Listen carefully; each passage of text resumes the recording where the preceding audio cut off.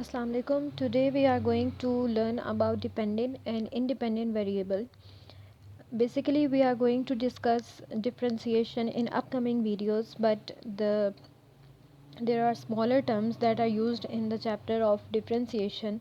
So we are going to discuss a dependent and independent variable in this video. Dependent means जो depend कर रहा है दूसरे के ऊपर, राइट इसकी वर्ड का जो मीनिंग है दैट इज़ डिपेंडेंट का, कि डिपेंडेंट आपके पास वेरिएबल वो वेरिएबल है जो किसी दूसरे वैल्यू के ऊपर डिपेंड करेगा, और इंडिपेंडेंट वेरिएबल वो है जो किसी के ऊपर डिपेंड नहीं करता।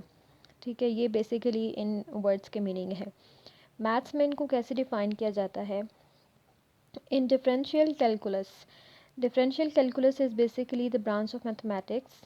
We mainly deal with the rate of change of a dependent variable with respect to one or more independent variables.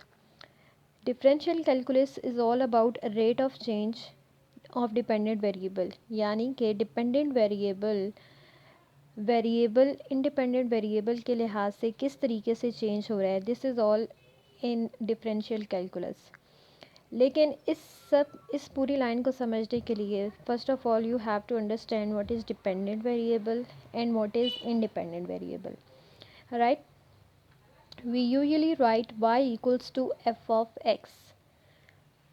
f of x कोई फंक्शन है, ठीक है। f ऑफ x आपके पास कोई भी फंक्शन होगा where f of x is the value of f at x belongs to d of f। अब इस बात का क्या मतलब है? For example y equals to f of x।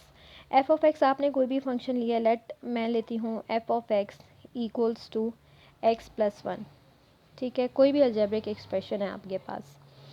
अब दो चीज़ें हैं इसमें, एक है ये x, ठीक है, एक है इसमें ये x, और इसमें है ये complete function f of x। ये दो चीज़ें हैं इसमें। इसमें से एक टर्म डिपेंडेंट वेरिएबल है और एक टर्म इंडिपेंडेंट वेरिएबल है, ठीक है। अच्छा, अब ये जो x है, इस x की वैल्यूज़ को मैं चेंज करती जाऊंगी, ठीक है। फंक्शन आपके पास यही रहेगा f of x equals to x plus one, ठीक है। इसको मैं आपको शो करती हूँ। f of x is equals to x plus one. For example x लेती हूँ मैं one, then f of one equals to one plus one that is two. Now x is equals to 2, f of 2 is equals to 2 plus 1 that is 3, f of 3 equals to 3 plus 1 that is 4। Function आपके पास अगर आप देखें इन तीनों statements में function आपके पास same रहा है, x plus one, x plus one, x plus one. अगर x की वैल्यू मैंने वन ली है तो इस फंक्शन की वैल्यू आपके पास आई है टू। अगर x की वैल्यू मैंने टू ली है तो उसी सेम फंक्शन की वैल्यू आ गई है थ्री, और अगर x की वैल्यू मैंने थ्री ली है तो सेम फंक्शन की वैल्यू आ गई है फोर। यानी कि अगर मैं x को चेंज करती जा रही हूँ तो f ऑफ x की वैल्यू चेंज होती जा रही है। इट मीन्स कि x की वैल्यू के ऊपर ये वाली पूरी टर्म डिपेंड कर रही है, राइट। x की वैल्यू इंडिपेंडेंट है। x की वैल्यू इंडिपेंडेंट मीन्स इसमें आप कोई भी वैल्यू पुट कर सकते हैं, ठीक है। बेसिकली वो जो आपने वैल्यू पुट करनी है वो डोमेन के अंदर से ही पुट करनी है, लेकिन इट्स अप टू यू कि आप कौन सी वैल्यू को पुट कर रहे हैं। तो x जो आपके पास है that is independent variable. x का जो फैक्टर है वो किसी चीज़ के ऊपर डिपेंड नहीं कर रहा, लेकिन ये जो f ऑफ x है, ये जो पूरा फंक्शन है, ये डिपेंड कर रहा है x की वैल्यू के ऊपर, ठीक है। आपको मैंने यहाँ पे निकाल के दिखाया है, एक ही फंक्शन है, लेकिन x की वैल्यू चेंज करने से ये पूरा जो फंक्शन है आपको आंसर अलग दे रहा है। तो इसमें आपके पास जो फंक्शन था y equals to f of x, ठीक है। ये जो f ऑफ x है या जो y है, ठीक है, फंक्शन को बेसिकली हम इक्वल्स टू लिखते हैं y another variable, right. So this function is independent variable, right, and this x is dependent variable. This x is dependent variable and this whole function that is f of x is independent variable, right। अब हम इसको read करते हैं। We usually write y equals to f of x where f of x, ये कोई भी function होगा, ठीक है, जिस तरह मैंने आपको एक एग्जांपल दी है x+1 की, तो यहाँ पर कोई भी फंक्शन होगा, is the value of f at x belongs to domain of f, यानी कि वो जो फंक्शन है उसकी जो डोमेन है उसमें से कोई भी आप एक्स निकाल सकते हैं, ठीक है।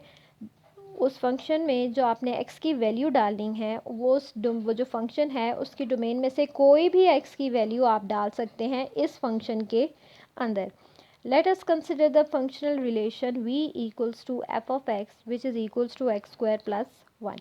अब इसने एक एग्जांपल के थ्रू इलस्ट्रेट किया है कि आपके पास लेट सपोज एक फंक्शन है x square plus 1 for different values of at x belongs to domain of f where f of x or the expression x square plus 1 assumes different values.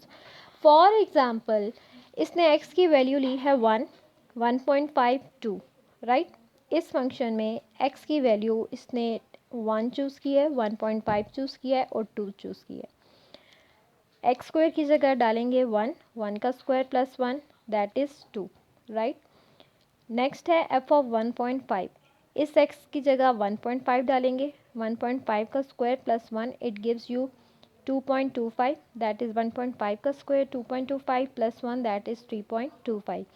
इसी function में 2 value डालेंगे, 2 का square 4 plus 1 that is 5।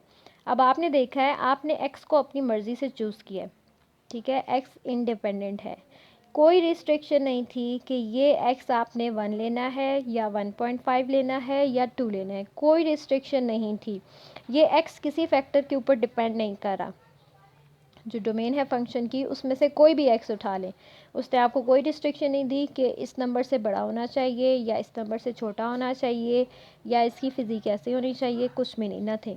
So this x is independent variable.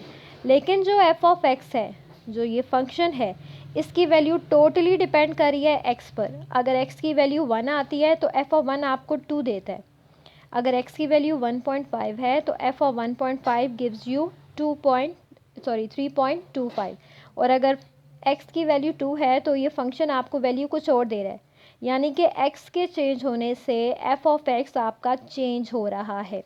तो F of x जो है, ये वाला जो फंक्शन है, ये टोटली डिपेंड करता है इस एक्स की वैल्यू के ऊपर, right. We see that for the change 1.5 minus 1 equals to 0.5 in the value of x, the corresponding change in the value of y or f of x is given by।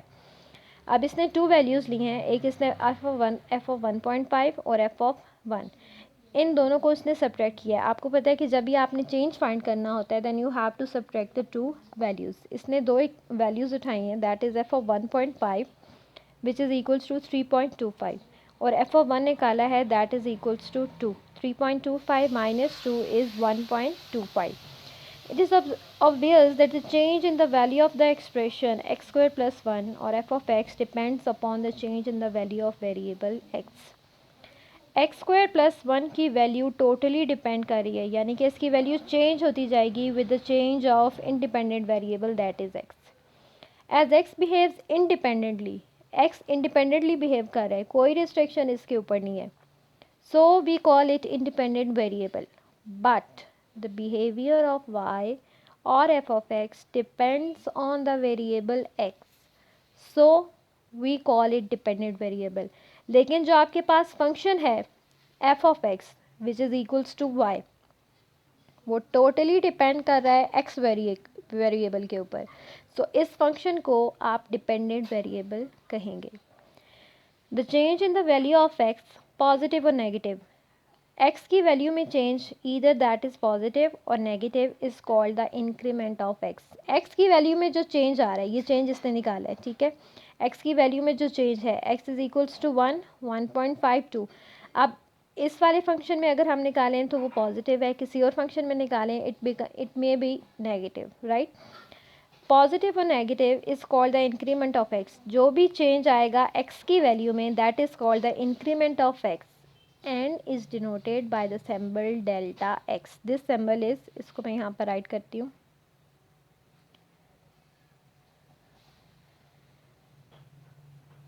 this symbol is written as this delta x। यानी कि x की value में जो change है उसे represent किया जाता है डेल्टा x से। इस सिंबल को कहते हैं delta. Okay, the corresponding change in the dependent variable y और f of x for the change delta x in the value of x is denoted by delta y। अब जब x की value change हो रही है तो definitely उस function की वैल्यू भी चेंज होगी, क्योंकि वो फंक्शन टोटली डिपेंड कर रहा है x की वैल्यू के ऊपर, राइट। अगर आपके पास y इक्वल्स टू है f ऑफ x के, देन डेल्टा वाई क्या है आपके पास? डेल्टा वाई है change in this function, right, change in this function which is equals to delta y can be find as f of x। अब x में change आया है डेल्टा x का, ठीक है, x में चेंज आ रहा है, क्योंकि ये हम y नहीं लिख रहे, हम लिख रहे हैं change in y, that is f of x plus delta x minus f of x। देखें, इसको मैं आपको समझाती हूँ। x में जब चेंज आया है, ठीक है, x में जब चेंज आया है दैट इज़ हमने उसको रिप्रेजेंट किया डेल्टा x से, ठीक है, और वहाँ पे 1.5 वैल्यू उसने ली थी और 1 ली थी, उन दोनों का चेंज निकाला था 1.5 माइनस 1 करके, राइट। ये तो हो गया x का चेंज। जब आपने डेल्टा y निकालना है तो delta y becomes f of x plus delta x, because y किसके इक्वल था? f ऑफ x के, ठीक है। तो चेंज इन y आएगा f of x plus delta x, यानी कि वो जो x है उसमें जो चेंज आ रहा है वो, और उसमें से माइनस करेंगे आप f of x, right. Change in x is going to be represented as delta x and change in y is going to be represented as f of x plus the change or increment in x minus original function, that is f of x. So for the change delta x in the value of x is denoted by delta y or delta f, which is equals to f of x plus increment in x minus f of x.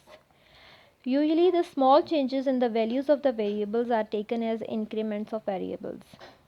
In this chapter we shall discuss functions of the form y equals to f of x where x belongs to domain of function. ये x इस function, ये जो function होगा उसकी domain में से बिलोंग करेगा, and it's up to you कि आप उस डोमेन में से कोई भी वैल्यू ले लें। And it is called an independent variable where y as a whole is called the dependent variable.